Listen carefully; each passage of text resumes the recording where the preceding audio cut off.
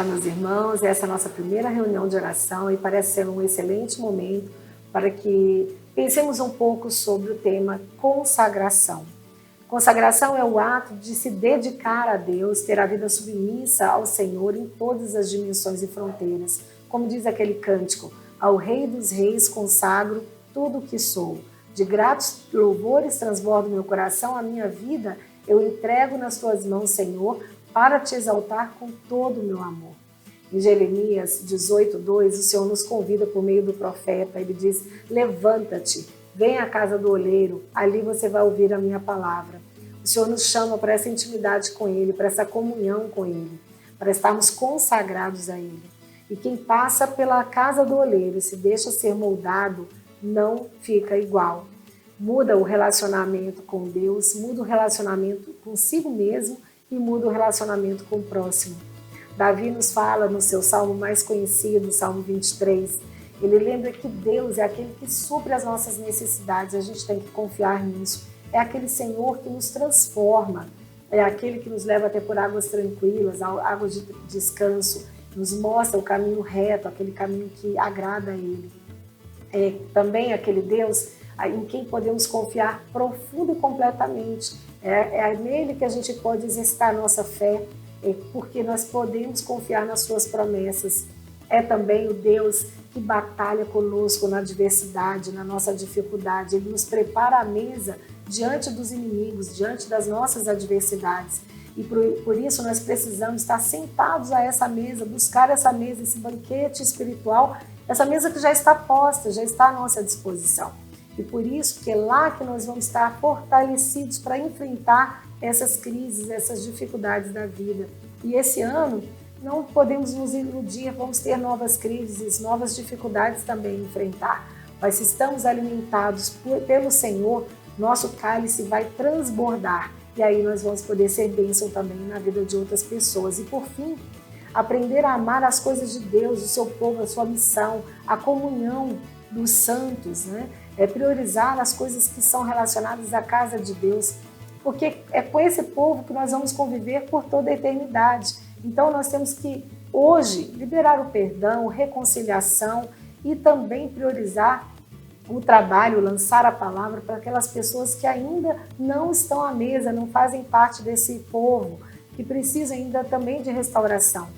Meus irmãos, isso é algo muito sério, que nós precisamos pensar nessa restauração dos nossos relacionamentos e ter prazer de estar na casa de Deus para que a consagração com Deus não fique comprometida. Vamos pensar rapidamente sobre a vida de Saul, a história de Saul. Ele foi um homem que foi consagrado a Deus, ele foi ungido com óleo por Samuel como o primeiro rei da nação.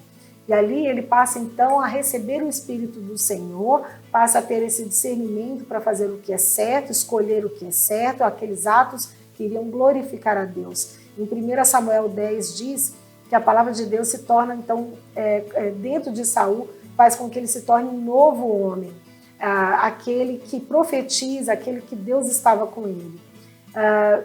Em 1 Samuel 10, 27, fala, né, que alguns do povo desprezaram a Saul, mas ele estava ali naquele momento com o espírito de mansidão.